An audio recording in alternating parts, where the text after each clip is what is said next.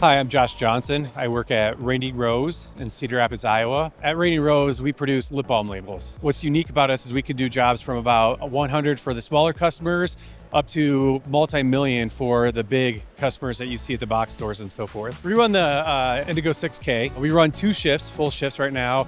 We run about 300 SKUs to 400 SKUs a day, roughly about 500,000 labels per shift. The challenge before SiteFlow was we were having to do every order individually.